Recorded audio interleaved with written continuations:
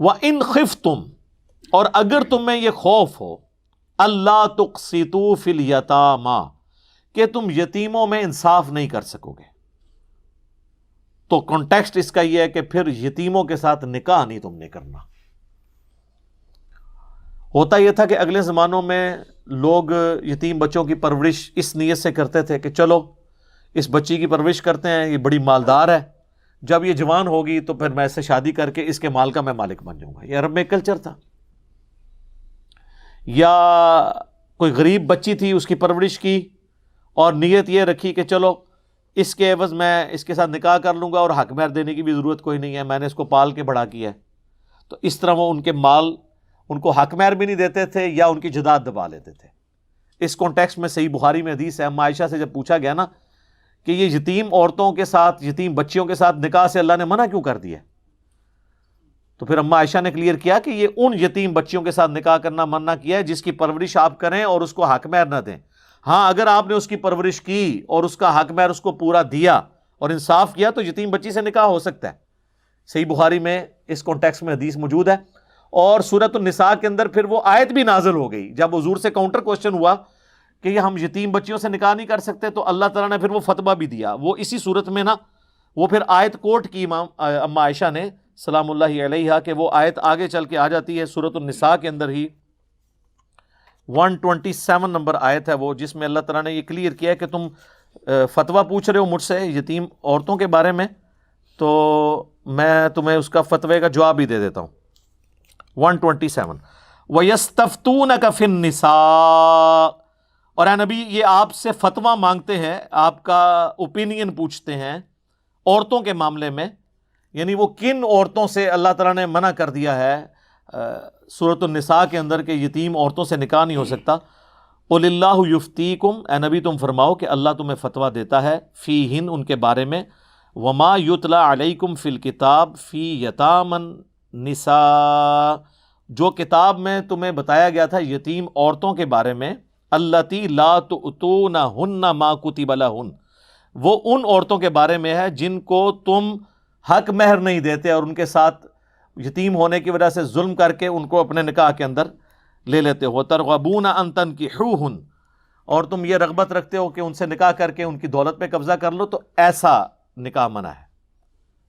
اور پریفر یہی ہے کہ جس بچی کو آپ نے پالا آپ اس سے شادی نہ کریں، بلکہ اس کے ولی بن کے اس کی شادی کہیں اور کریں، تاکہ اس کے ساتھ کہیں ظلم ہو تو آپ اس کے پیچھے کھڑے ہوں۔ آپ مجھے بتائیں یتیم بچی کے ساتھ کوئی شادی کر لے اور پھر اس پہ ظلم کرے، وہ بچی کہاں جائے گی؟ اس کا تو پیچھے ولی کوئی نہیں ہوگا۔ تو اسلام نے اس چیز کو ناپسند کیا ہے کہ کوئی کسی یتیم بچی کی پرورش کرے، پھر اس سے خود شادی کر لے اور پھر اس کا استحصال کرنا شروع کر دے۔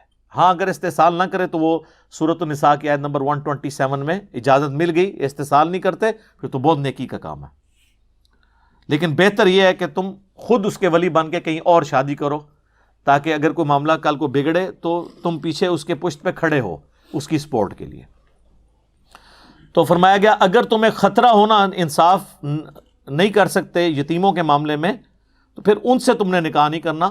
فَانْكِحُوا، پس نکاح کرو، ان یتیم عورتوں کو چھوڑ دو، ان کے سوا اور عورتوں سے نکاح کرو، ما طاب لکم، جو تمہیں پسند آئیں، من النساء، عورتوں میں سے، مثنا و ثلاث و رباع، دو دو، تین تین، چار چار۔ یہ عربی میں بولنے کا یعنی ایک محاورتاً یوں بات بولی جاتی ہے۔ اب بعض لوگوں نے یہ دو دو کو جمع کر کے چار کیا، تین تین کو جمع کر کے 6 کیا، 10 ہو گئی، اور چار چار کو جمع کر کے 8 کیا، اور کہتے ہیں 18 بھی ہو سکتی ہیں۔ یہ نہیں، یہ عربی لنگوسٹک ہے۔ تو یہ جو ڈبل بولا گیا نا، اس کا مطلب ورنہ تو اللہ نے 18 ڈائریکٹ ہی کہہ دینا تھا، تو اللہ ہمارا 2 کر لو، چلو 3 کر لو۔ اب اس کا 3 اگر میں کسی کو یار چلو یار 2 ہی لے لو تسی، اگر میں کہوں یار کھجوریں بانٹ رہے ہیں ایک ایک اور میں کہوں یار چلو 2 لے لو، تو اس کا یہ مطلب ہوگا کہ ہر بندے کو 4 دینی ہے؟ نہیں، مراد یہ ہے کہ چونکہ جمع پہ بات ہو رہی ہے کہ 2 ساروں کو دیجیے۔ میں کہوں یار چلو 3 لے لو، 3 لے کا مطلب یہ ہے کہ 6 لے لو؟ نہیں، سب کو 3 دے دو۔ تو یہ وہ محاورتاً بات ہو رہی ہے۔ تو یتیم عورتوں کو چھوڑ کے تم کسی بھی عورت سے جو تمہاری محرم نہ ہو نکاح کر سکتے ہو، 2 3 اور 4، یہ حد لگا دی۔ لیکن ساتھ ہی کہا فَإِنْ خِفْتُمْ، لیکن اگر تمہیں یہ خوف ہو اللہ تعدلوا کہ تم ان میں انصاف نہیں کر سکتے، فَوَاحِدَةً تو ایک ہی عورت پر اکتفا کرو، ایک ہی بیوی ہونی چاہیے اگر آپ کو یہ ڈر ہو جائے کہ آپ ان میں انصاف نہیں کر سکتے۔ ہاں انصاف کر سکو پھر 4 تک کی اجازت ہے، اور یہ 4 ایک وقت میں ہے۔ اگر کوئی فوت ہو گئی یا طلاق دے دی پھر ایک اور کر لی تو وہ 5ویں نہیں شمار ہوگی، وہ 4تھی ہوگی۔ ایک وقت میں 4 کر سکتے ہو بشرطے کہ ان کے ساتھ انصاف کر سکو۔ اس کانٹیکسٹ میں کئی احادیث موجود ہیں، ابو داؤد کے اندر، ترمذی میں، مسند احمد میں۔ کئی مسلمان ہوئے جن کی 4 سے زیادہ شادیاں تھیں، تو نبی علیہ السلام نے پھر انہیں کہا کہ 4 رکھو، باقیوں کو طلاق دے دو، اپنا بیچ میں سے چوز کر لو کون سی 4 رکھنی ہے۔ 4 سے زیادہ نہیں تم رکھ سکتے ایک وقت کے اندر۔ تو ایک اگر انصاف کرنے میں تمہیں خطرہ ہے کہ نہیں کر سکو گے، ایک پر اکتفا کرو۔ تو اس سے اسلام کے ایک مزاج کا پتہ چلا کہ اسلام کہتا ہے کہ انصاف کی پرائورٹی ہے، انصاف کر سکو تو ایک سے زیادہ کرنی ہے، ورنہ انڈیا پاکستان میں تو جس نے ایک سے زیادہ کی ہے نا، خود بھی ذلیل ہوا ہے اور پورے معاشرے کو بھی اس نے ذلیل کرایا ہے، الا ماشاء اللہ، کیونکہ انصاف نہیں ہوتا۔ اچھا یہ انصاف صرف ہے نانو نفقے میں، دلی رجحان میں انصاف نہیں، وہ تو ممکن ہی نہیں ہے کیونکہ دل پہ تو انسان کا کنٹرول نہیں۔ لیکن جتنے ظاہری معاملات ہیں، ایک کو جتنا ٹائم دینا ہے دوسری کو بھی اتنا ہی دینا ہے، ایک کو جتنا خرچہ لگایا ہے دوسری کا بھی اتنا لگانا ہے۔ جو چیز کوانٹیفائی ہو سکتی ہے نا وہ ساری چیزوں میں برابر رکھنا ہے اسے۔ یہ نہیں ہے کہ ایک کو اعلیٰ گھر میں رکھا ہے دوسرے کو، پھر تم انصاف نہیں کر رہے ہوگے، وہ آپ نے برابر رکھنا ہے۔ باقی دلی رجحان تو ظاہر ہے کہ بچے انسان کے اپنے سارے بچے ہوتے ہیں، لیکن سارے بچے ایک جیسے عزیز نہیں ہوتے، کچھ زیادہ کسی سے محبت ہوتی، کسی سے کم ہوتی ہے، لیکن ہوتی سب سے ہی ہے، اس میں انسان کنٹرول نہیں کر سکتا۔ اسی طرح ایک بیوی جو ہے وہ خامند کو زیادہ رسپیکٹ دیتی ہے، زیادہ اچھے طریقے سے بیہیو کرتی ہے، آٹومیٹکلی اس کی محبت خامند کے دل میں زیادہ ہوگی۔ لیکن یہ نہیں کہ اب یہ اس کی محبت میرے دل میں زیادہ ہے تو میں اس کے ساتھ زیادہ اس نے سلوک کروں ایز کمپیئر ٹو دوسری بیوی کے، الا یہ کہ وہ بیوی خود اپنا کوئی حق معاف کر دے، وہ والا معاملہ علیحدہ ہے۔ تو اللہ تعالیٰ نے فرمایا ایک پر اکتفا کرو، اور اس کو سپورٹو وہ سورۃ النساء کی آیت نمبر 129 ہے، جس میں اللہ تعالیٰ نے پہلے ہی کہہ دیا کہ ہمیں پتہ ہے کہ تم انصاف نہیں کر سکتے اس اعتبار سے، تو ہم وہ تمہارا عذر قبول کرتے ہیں، شادی کرو، ایسا مسئلہ نہیں ہے، لیکن ایکسٹریم رویہ نہ اختیار کرو کہ ایک کے ساتھ ہو کے رہ جاؤ اور باقیوں کو تم چھوڑ دو۔ وہ اللہ تعالیٰ نے سورہ نساء کی ہی آیت نمبر 129 میں بینیفٹ آف ڈاؤٹ دے دیا ہے۔ وَلَن تَسْتَطِيعُوا أَن تَعْدِلُوا بَيْنَ النِّسَاءِ وَلَوْ حَرَصْتُمْ، تم کتنی بھی کوشش کر لو ہرگز اپنی بیویوں میں انصاف نہیں کر سکو گے۔ یہ تو اللہ نے خود ہی مان لیا، تو اس کا مطلب ہے اللہ تعالیٰ ہمیں چھوٹ دے رہا ہے۔ فَلَا تَمِيلُوا، بس ایک چیز کا خیال رکھو، فَلَا تَمِيلُوا كُلَّ الْمَيْلِ فَتَذَرُوهَا كَالْمُعَلَّقَةِ، ایسا نہ کرنا کہ کسی ایک کی طرف ہی بہت جھک جاؤ اور دوسری جو ہے وہ سسپینڈڈ پوزیشن میں لٹکی رہے، نہ وہ شور والی ہے نہ بغیر شور والی ہے، ایک ہی کے پاس رہتے ہو دوسری کو سال ہزار پوچھتے ہی نہیں ہو، ایسے نہ ہو۔ تو اللہ تعالیٰ نے فرمایا کہ یہ ہمیں پتہ ہے کہ اس طرح کا انصاف نہیں ہو سکتا دلی محبت کا، لیکن جو دنیاوی طور پہ جتنی فیسلٹیز ہیں اس میں آپ نے انصاف کرنا ہے۔ او ما ملکت ایمانکم، یا پھر تمہارے ہاتھ کا مال جو کنیزیں ہیں۔ اب یہ آبسلیٹ ہو چکا ہے سلسلہ، اس زمانے میں تھی کہ جنگوں میں جو عورتیں غیر مسلم مردوں کی مسلمانوں کے ہاتھ لگتی تھی، اور ان غیر مسلم مردوں کی عورتیں جو عورتیں جنگ کرنے کے لیے میدان جنگ میں آئی ہوتی تھی۔ یہ نہیں ہے کہ کوئی ملک فتح کیا تو ان کی ساری عورتیں مسلمان لونڈیاں بنا لیتے تھے، نہیں، صرف وہ عورتیں جو جنگ لڑنے کے لیے آئی ہوتی تھی ان کو لونڈیاں بنایا جاتا تھا۔ باقی جو اپنے علاقوں میں تھے جنگ نہیں لڑتے تھے، عام عوام الناس ان پہ نہیں ہوتا تھا ایسا سلسلہ۔ تو اب ان کا 2 ہی حال تھے، ایک تو یہ کہ ان کو واپس بھیج دیا جائے کافروں کے پاس، وہاں جائیں گی تو وہ پھر دشمنی اتارنے کے لیے آ جائیں گی، اور دوسرا یہ کہ وہ مسلمان مردوں کو ڈپینڈنگ اپان جس کی جتنی پرفارمنس ہے جہاد اور قتال میں وہ امیر المومنین ان کو تقسیم کریں۔ خیر اب یہ سلسلہ ایبسلیٹ ہو چکا ہے، اسلام نے اتنا پروموٹ کیا غلاموں کو آزاد کرنے کے فضائل اور لونڈیوں کو آزاد کرنے کے اور خود نکاح کرنے کے. خود جو سیدہ صفیہ تھیں یہودیہ تھیں اور یہ بھی لونڈی بن کے نبی علیہ السلام کے پاس آئی تھی, صحیح بخاری میں آتا ہے. تو نبی علیہ السلام نے ان کو آزاد کر کے ان سے نکاح کیا اور آزاد کرنے کی جو قیمت تھی وہ ان کا حق مہر قرار پایا اور وہ ام المومنین بن گئی. تو نبی علیہ السلام نے اپنے عمل سے یہ اس چیز کی ترویج کی ہے. تو آج یعنی یہ آبسلیٹ ہو چکا ہوا ہے. یہ مطلب بعض لوگ سمجھتے ہیں کہ یہ جو گھروں میں کام کرنے والی ہیں یا آپ جا کے کی علاقہ غیر سے عورت خرید کے لے آئیں تو وہ لونڈی بن جائے گی. اس طرح نہیں ہوتا, وہ لونڈیاں نہیں ہوں گی. اگر کوئی اس طریقے سے عورت لے کے آتا ہے تو نکاح ہی کرنا ہوگا, لونڈیوں والا معاملہ ان کے ساتھ نہیں ہوگا. ذالک ادنیٰ اللہ تعولوا, یہ زیادہ قریب اس کے ہے کہ تم ایک ہی طرف جھک نہ جاؤ. یہ نہ وہی والی بات کہ بھئی ایک طرف جھک جانے سے بہتر یہ ہے تم 2 3 یا 4 شادیاں کرنے کی بجائے ایک ہی بیوی کرو تاکہ یہ خطرہ ٹال جائے. اور میں تو پرسنلی کہتا ہوں کہ جو لوگ فائنینشلی سپورٹ کر سکتے ہیں انہیں ایک سے زیادہ شادیاں کرنی چاہیے اگر ان کی ایک نبھ جائے. یہ نہ ہو کہ دوسری کریں تو پہلی بھی ختم ہو جائے پھر ایک ہی رہ جائے گی, تو بہتر ہے پھر ایک ہی رکھیں. جس طرح ہمارے معاشرے میں آپ کو پتہ ہے اسی طرح صورتحال ہے.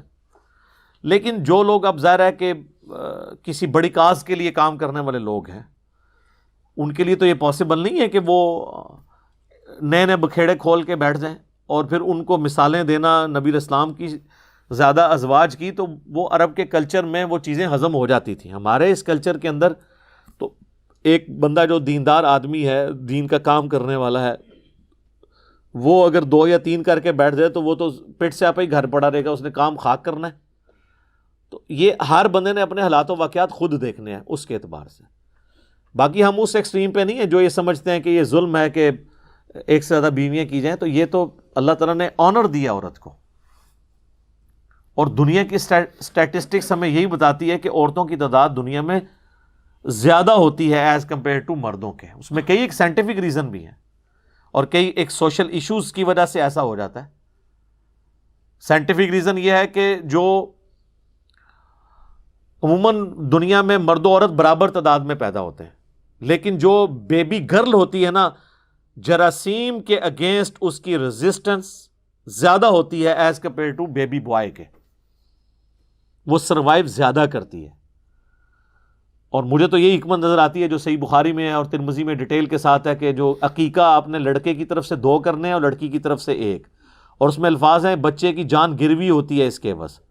لڑکے کی طرف سے 2 اس لیے ہو رہے ہیں کہ اس میں بیماری کے زیادہ چانس ہیں آنے کے, لڑکی کی طرف سے 1 ہے. پھر جنگوں کے اندر, ایکسیڈنٹس کے اندر, پبلک گیدرنگز کے اندر عورتیں تو بہت تھوڑی مرتی ہیں, تو مرد ہی باہر نکلتے ہیں وہ مرتے ہیں. اسی وجہ سے آپ دیکھیں دنیا میں اکثر ممالک کے اندر عورتوں کی تعداد مردوں سے زیادہ ہے. پاکستان میں بھی عورتوں کی تعداد زیادہ ہو چکی ہوئی ہے. صرف ایک ملک ہے انڈیا, اور وہ اس لیے کہ آج سے میں آپ کو 20 سال پہلے کے فگر بتا رہا ہوں کہ روزانہ 3000 بچیاں وہ پریگنینسی میں ضائع کر دیتے تھے آئیڈینٹیفائی ہونے کے بعد کہ یہ بیبی گرل ہے. 3000 ظاہر ہے جی, 1 ارب کے قریب تو آبادی اس وقت بھی تھی, اب تو بڑھ چکی ہے ان کی, تو 3000 تو اس میں کچھ بھی نہیں ہے. اور یہ BBC کی رپورٹ ہے کہ وہاں ایسا ہوتا تھا, اس وجہ سے وہاں پہ مردوں کی تعداد زیادہ ہے. ادروائز اگر آپ مختلف ملکوں کے سٹیٹسٹکس, میں تو پرانے سٹیٹسٹکس ہیں, یہ احمد دیداد صاحب نے اپنے لیکچر میں بیان کیے تھے, اور وہ بھی آلموسٹ سمجھ لیں آج سے 20 سال پہلے کے فگرز ہیں, اب تو اس سے زیادہ ہوں گے, کہ امریکہ میں 7.8 ملین یعنی 78 لاکھ عورتیں زیادہ ہیں ایز کمپیئر ٹو مردوں کے.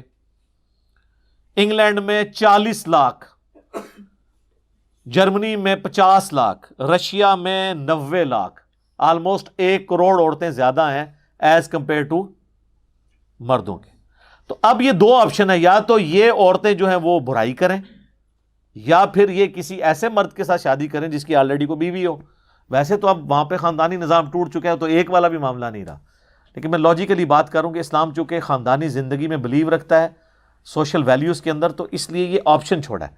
اچھا یہ بات ہے قرآن میں حکم ہے 4 شادیاں کرو. سر قرآن میں یہ حکم نہیں 4 شادیاں کرو, قرآن میں حکم یہ ہے کہ 1 شادی کرو. 4 کی اجازت دی گئی ہے. اس معاشرے میں جہاں 100 لوگوں نے عورتیں رکھی ہوتی تھی, ان کو کم کر کے 4 پہ لے کے آئیں. حکم ایک کا ہے, 4 کی اجازت ہے, 4 کرنے کا حکم نہیں ہے کہ گنتی 4 کی پوری کرنی ہے.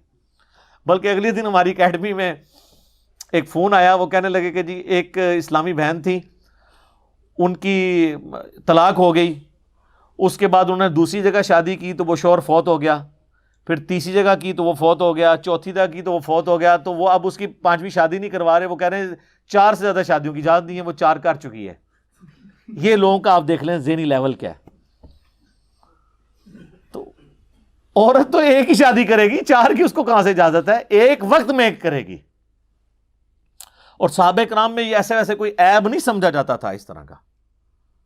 آپ دیکھ لیں, اسما بنت امیس حضرت جعفر طیار کی بیوی تھی جو غزوہ موتا میں شہید ہوئے. جب وہ شہید ہوئے تو ان کی اس بیوہ کے ساتھ حضرت ابوبکر صدیق نے شادی کر لی. اس سے محمد بن ابی بکر پیدا ہوئے جس سال حضور نے حج کیا تھا. پھر 4 سال کے بعد حضرت ابوبکر فوت ہو گئے تو حضرت علی نے ان سے شادی کر لی اسما بنت امیس کے ساتھ. اسی لیے محمد بن ابی بکر کی ساری پرورش مولا علی نے کی ہے اور وہ ان کے بچوں کی مانند تھے. تو یہ کوئی عیب نہیں سمجھا جاتا تھا اس چیز کو. ہاں ایک چیز کو بین کیا گیا کہ نبی کی بیوی کے ساتھ کوئی شادی نہیں کر سکتا. وہ سورۃ الاحزاب میں ہے کہ اللہ کے نزدیک یہ بہت بڑا گناہ ہے کہ تم نبی کے مرنے کے بعد ان کی کسی بیوہ کے ساتھ شادی کرو. اور اس سے پہلے بلکہ فرما دیا النبی اولیٰ بالمؤمنین من انفسہم وازواجہ امہاتہم. نبی صلی اللہ علیہ وآلہ وسلم مومنین کی جانوں پر ان کی جان سے بڑھ کر حق رکھتے ہیں اور ان کی بیویاں امت کی مائیں ہیں. اب چونکہ وہ ماں کا سٹیٹس ہے لہذا اب ان کے ساتھ شادی نہیں ہو سکتی. تو وہ اللہ نے ان کو ایک پروٹوکول دیا اور دنیا اور آخرت میں وہ نبی علیہ السلام کی ہی بیوی ہیں. یہ پروٹوکول صرف نبی کا ہے. یہ جو کہتے ہیں نا جی وہ شہید زندہ ہے تو شہید سے مانگ سکتے ہیں, تو ہم اگلی بات کرتے ہیں تو شہید کی بیوہ پھر شادی کیوں کر لیتی ہے اگر شہید زندہ ہے؟ تو جعفر طیار شہید ہوئے تھے نا, صحیح بخاری میں آتا ہے کہ ان کے 2 یہ بازو کٹ کے تھے, اللہ نے جنت میں ان کو 2 پر دیے جس میں وہ اڑتے ہیں, ٹھیک ہے نا. تو حضرت جعفر طیار جو مولا علی کے بھائی تھے وہ شہادت کے بعد بھی زندہ تھے نا, ان کی شہادت تو کنفرم ہے نا, تو ان کی بیوہ نے شادی کو کر لی تھی حضرت ابوبکر کے ساتھ, ٹھیک ہے. تو یہ اہمی کہانیاں بنائی ہوئی ہیں. دنیا اور آخرت کے جو احکامات ہیں وہ بالکل ڈیفرنٹ ہیں. یہ نبی کا پروٹوکول ہے, اور وہ بھی اس وجہ سے نہیں کہ نبی آج بھی جو ہے وہ دنیا کی زندگی سے زندہ ہے, نہیں, وہ آخرت کی زندگی کے ساتھ ہیں. لیکن ان کی عزت یہ ہے کہ چونکہ ان کی نبی امت کا باپ ہوتا ہے روحانی طور پہ, ان کی بیویوں کو امت کی مائیں قرار دیا گیا. لیکن یہ یاد رکھیے گا وہ ماں ایسی ہے کہ اس سے پردہ ہے, ویسے ماں سے تو کوئی پردہ نہیں ہے. قرآن میں آیا کہ نبی کی بیویوں سے جو بات کرنی ہے وہ پردے میں کرنی ہے. کوئی چیز مانگنی ہے اور اپنی زبان بھی اے نبی کی بیویوں ایسی استعمال نہیں کرنی کہ کسی کے دل میں روگ ہو تو وہ کوئی برائی کا ارادہ کرے. سورۃ الاحزاب میں آتا ہے.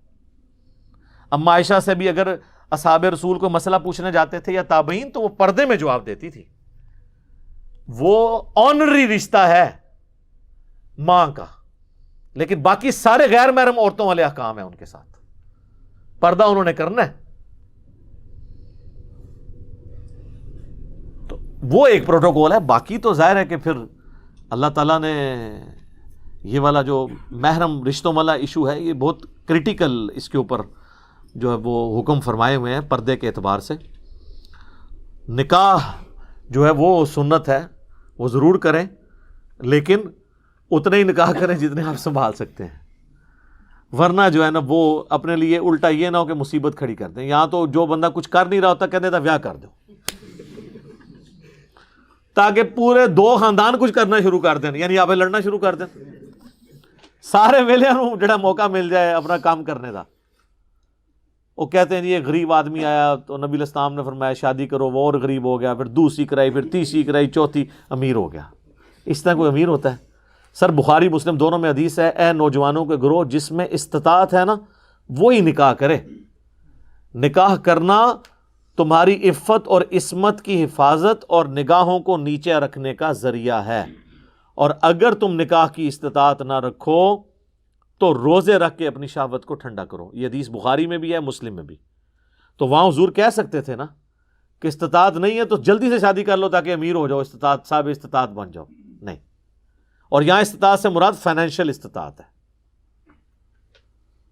باقی اگر سیکچوئل استطاعت کا ہو تو وہ تو آلریڈی اس میں موجود ہے, تبھی تو کہا جا رہا ہے کہ روزے رکھو, ورنہ تو اس کی نکاح ہی نہیں ہوگا. تو استطاعت ہو تو نکاح کرو, اور اگر استطاعت نہیں تو روزے کے ذریعے اپنی شہوت کو ایڈریس کرو. پھر بخاری مسلم میں وہ حدیث ہے جو 3 اصحاب غیر موجودگی میں نبی الاسلام کی ازواج کے پاس پردے میں